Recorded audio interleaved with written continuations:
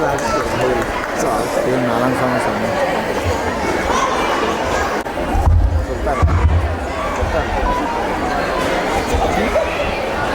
దుర్యోధన, నీకు ఈ విషయం తెలుసునా?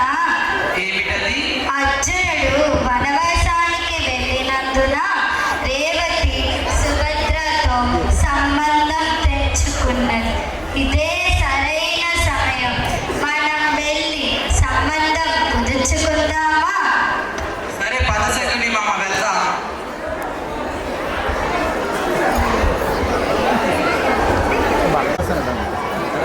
పాత్రలు వేస్తారు కదా, సకులు మా ఇలా పాసుకెళ్ళా.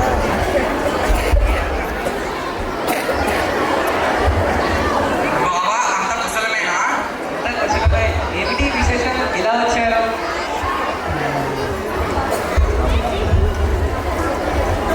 నా కుమారుడు లాంటి వారివి ఓ బలరామ, నీతో ఒక విషయం చర్చించడానికై ఇటు వచ్చాను. మన దుర్యోధన కుమారుడైన లక్ష్మణ కుమారుడు ఎంతో సామర్థ్యుడు, శక్తివంతమైన వాడు. అలాంటి మన లక్ష్మణ కుమారుడికి మీ కుమార్తె అయిన శశిరేఖను ఇచ్చి వివాహం చేద్దామనుకుంటున్నాం. ఇది దుర్యోధనుడి సంకల్పం. దానిదేమున్నది? పెళ్ళి ఎప్పుడు చేద్దామో చెప్పండి.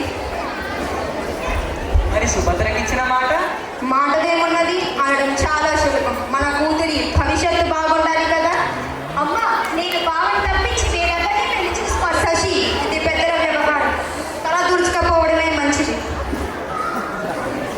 సరే బాబా, ఇక వెళ్ళొస్తాం.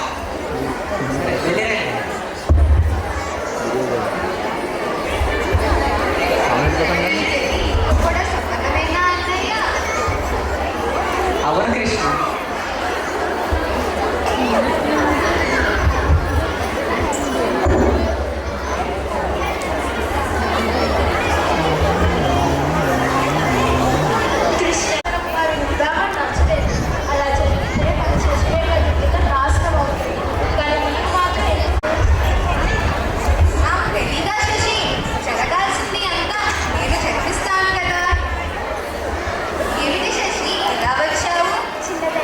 నాకు ఆ గౌరవలతో పెళ్లి ఏమాత్రం ఇష్టం లేదు. నేను ఉన్నాను కదా శశి, నేను చూసుకుంటాను కదా. అలాగే చిన్న తండ్రి, ఇంతకన్నా నాకు సంతోషమేమి? వెళ్ళిరా శశి.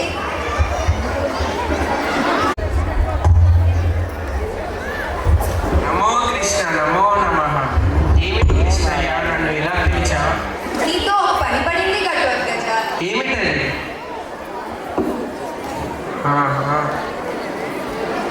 అర్థమైంది. శశిరేఖను ఇలా పిలిపించండి. శశి,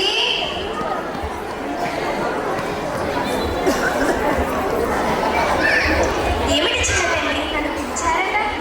నిన్ను మీ అత్తగారైన ఇంటి దగ్గరికి పంపిస్తున్నాడు. అక్కడే అభిమన్యుడు కూడా ఉన్నాడు.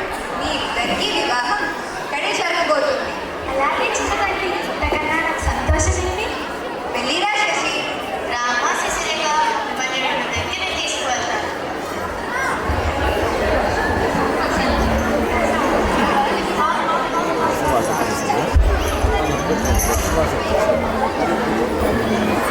ఘటోత్కచుడు శశిరేఖ కింద రూపం మార్చి మందిరంలోకి ప్రవేశిస్తాడు.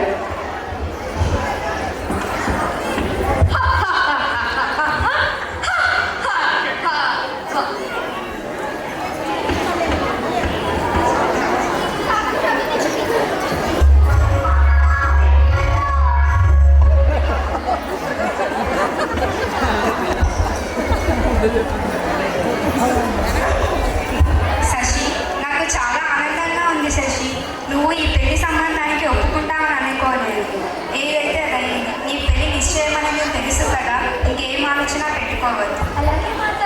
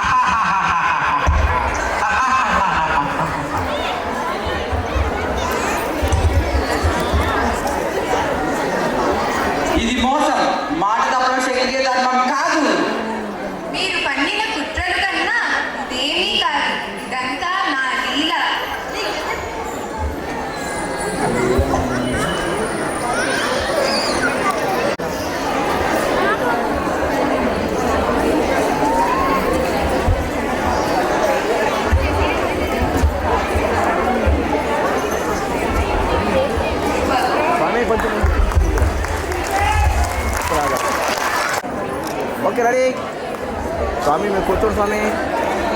నాలుగుతో ఒకసారి అమ్మ చూడమ్మ ఒకసారి. Okay ready.